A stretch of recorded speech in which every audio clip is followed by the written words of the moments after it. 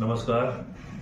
आज मैं वापस आपके साथ एक नई जानकारी लेकर हाजिर हुआ हूं और आज जिस जानकारी में आपके साथ साझा करूंगा वो एक रिपोर्ट है, क्योंकि उस रिपोर्ट में कुछ ऐसे फैक्ट्स हैं, ऐसे तथ्य हैं जो कि मुझे लगता है कि क्योंकि मैं एग्रीकल्चर से जुड़ा हूं और एग्रीकल्चर से जो भी जुड़े हुए लोग हैं उन सब के लिए ये फैक्ट्स को बताना बहुत ज़रूरी है।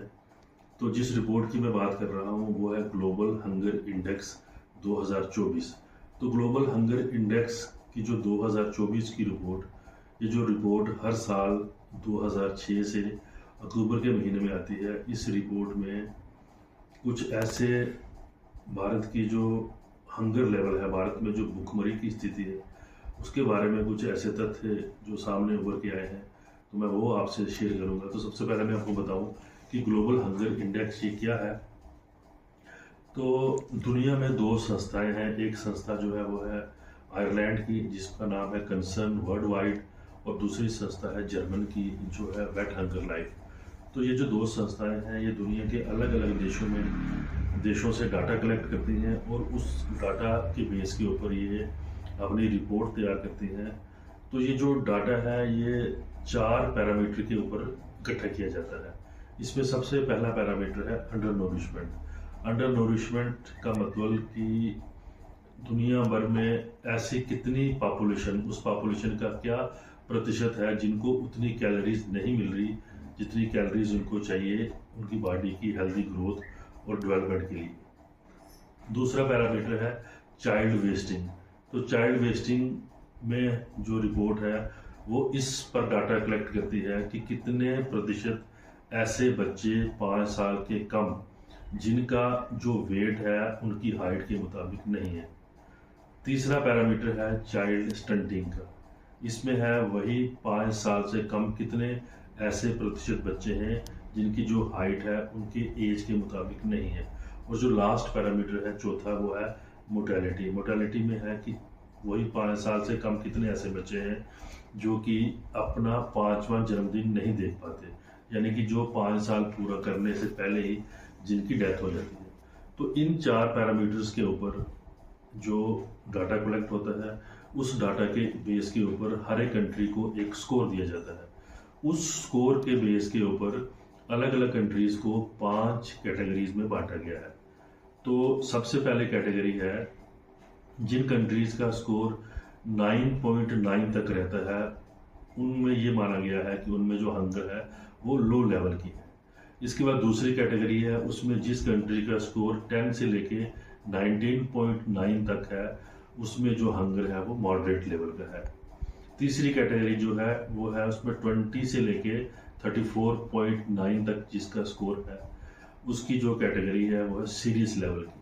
और भारत जो है इस साल ग्लोबल हंगर इंडेक्स 2024 की रिपोर्ट में इंडिया को 27.3 का स्कोर मिला है, जिसका मतलब है कि इंडिया में हंगर लेवल आज भी सीरियस लेवल की है। और जो चौथी कैटेगरी है इसमें 35 से लेके 49.9 तक जिसका स्कोर है उसको अलार्मिंग लेवल ऑफ हंगर। और जो लास्ट कैटेगरी है जिसमें 50 या 50 से ऊपर तक किसी कंट्री का स्कोर है, तो इसका मतलब उस कंट्री में जो हंगर लेवल है वो एक्सट्रीमली अलार्मिंग है। तो भारत, हालांकि हमने जो फूड प्रोडक्शन में आज हम सफिशिएंट हो गए हैं और हम सफिशिएंसी के साथ साथ हम बहुत सी कमोडिटीज़ को आज एक्सपोर्ट भी कर रहे हैं, लेकिन कहीं ना कहीं कुछ ना कुछ इशू है आज भी हमारा कि फूड सिक्योरिटी के साथ साथ हमारी जो न्यूट्रिशनल सिक्योरिटी है उस पर हमें ज़्यादा फोकस करना पड़ेगा। क्योंकि इसी रिपोर्ट के मुताबिक पूरी दुनिया में जो पूरी दुनिया को ग्लोबल हंगर इंडेक्स का स्कोर मिला है 2024 में, वो 18.3 है। हालांकि ये कुछ इम्प्रूवमेंट है पिछले सालों से, लेकिन आज भी दुनिया में हंगर है मॉडरेट लेवल। तो यहाँ तक इंडिया की बात की जाए, इंडिया में कुछ जो चीज़ें हैं वो बड़ी चिंता का विषय हैं। जैसे कि आज भी भारत में जो अंडर नोरिशमेंट है वो 13.7% है इस रिपोर्ट के मुताबिक। कोई 35% के करीब जो आज भी चाइल्ड स्टंटिंग यहाँ मौजूद है। कोई 18% के करीब, 18.7% के करीब जो है आज भी बच्चे चाइल्ड वेस्टिंग का शिकार हैं।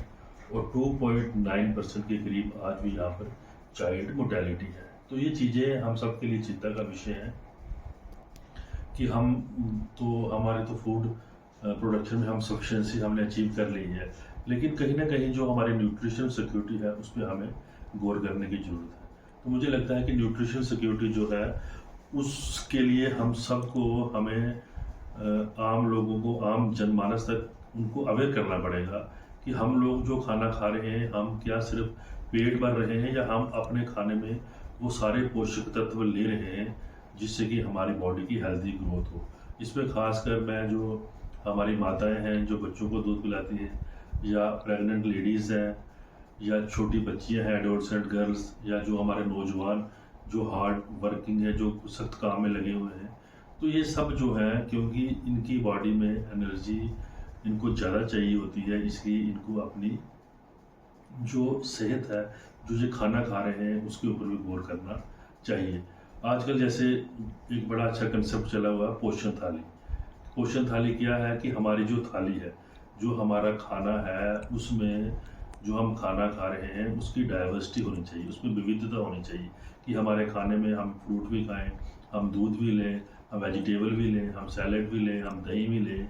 तो इस तरह से हम हमारे खाने में हर एक चीज़ जो मिलेट्स, जो जिसको श्री अन्न आजकल कहते हैं, जो कि शक्ति का भंडार रहते हैं, तो मिलेट्स भी हमें अपने खाने में शामिल करने चाहिए। तो ये सब चीज़ें जो हैं अगर हम इन चीज़ों का ध्यान रखेंगे तो मुझे पूरी उम्मीद है कि हमारी जो ग्लोबल हंगर इंडेक्स में रैंकिंग है ये इम्प्रूव होगी और बहुत जल्द हम लोग जो एक सीरियस लेवल का हंगर यहाँ